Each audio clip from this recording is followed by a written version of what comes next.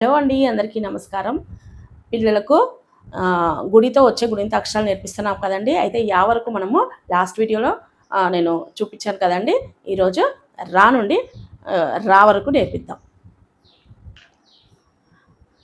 రాకు గుడిస్తే రీ, లా గుడిస్తే లీ, వా గుడిస్తే వి, షా గుడిస్తే షి, షా గుడిస్తే షి, సా గుడిస్తే సి, హా గుడిస్తే హి, లా గుడిస్తే లీ, క్షా గుడిస్తే క్షి, రా గుడిస్తే రీ.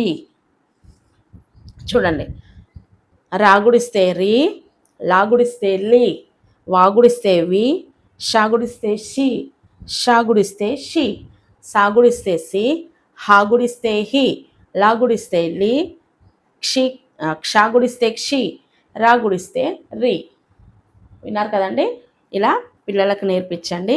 ఇప్పుడు ఈ ఏవైతే ఇక్కడ మనం నేర్పించామో వాటితో వచ్చే పదాలు పిల్లలు ఈజీగా రాయడానికి అవకాశం ఉంటుంది.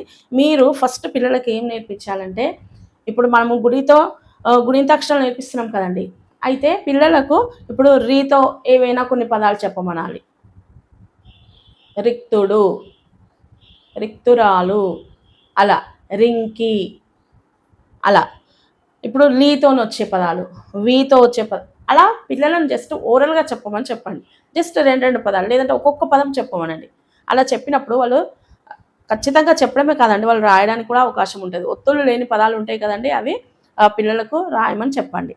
ఓకేనా అండి. ఇవి పిల్లలకు చాలా చాలా ఉపయోగకరంగా ఉంటాయండి.